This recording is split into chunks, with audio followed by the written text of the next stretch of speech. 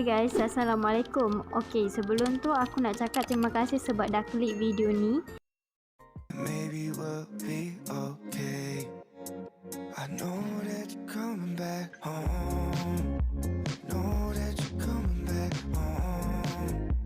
Know that you're coming back home in the morning. So hari ni aku nak unboxing lampu untuk room decor, maksudnya konten untuk yang akan datang, dan aku try benda ni.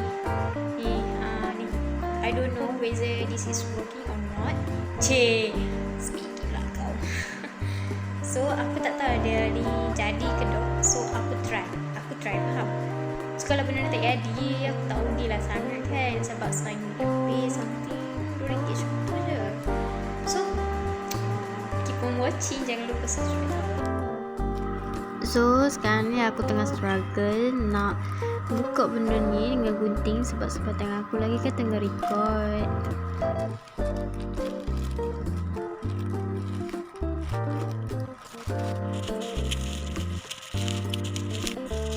So guys, aku dah siap unboxing dia punya bubble wrap ni, dan aku tak expect pun aku beli benda ni. Sebenarnya aku lupa aku beli mikrofon ni. Murah je guys.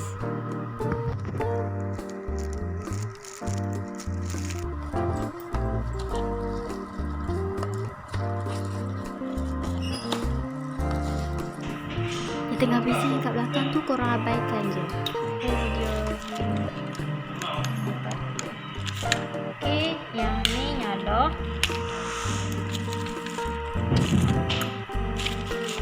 Next, yang kedua.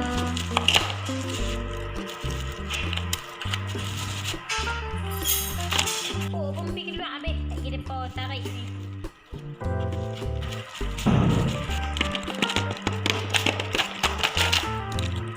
Okay, yang kedua.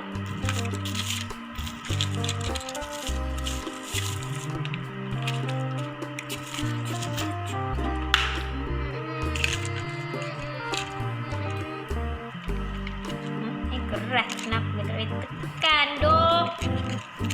Kunci button ni untuk tukar 8 jenis klik-klik, faham tak?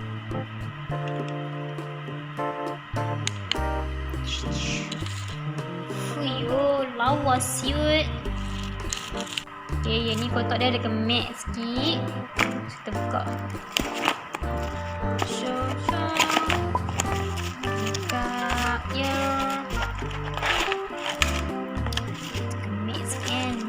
Dia dalam ni tak ke?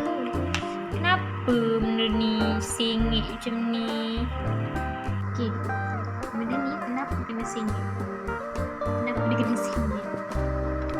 Okay, try sebentar.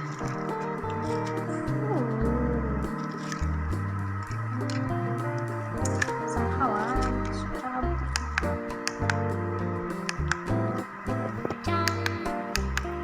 okay, sekarang ni aku nak try untuk sambung lah kan. Sekejap. Betul ke tak tahulah sambung macam ni kan. Okay, macam ni. Betul ke tak tu? Sambung macam ni ke? Okay, bismillah. Okay. Sambung macam ni. Bismillahirrahmanirrahim. Fuyo, diri kenyala. Okay. Kau tak payahlah bling-bling, pening dulu.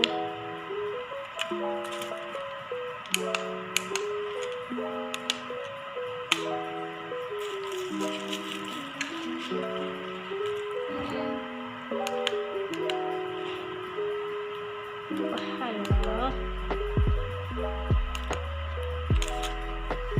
Dia pening susu, tak suka lah. Okay.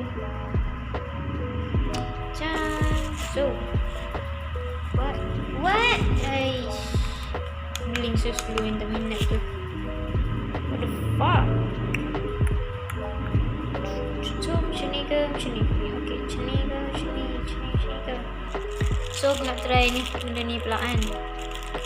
Jadi banner benda ni. Harap dia guna lah. Ya.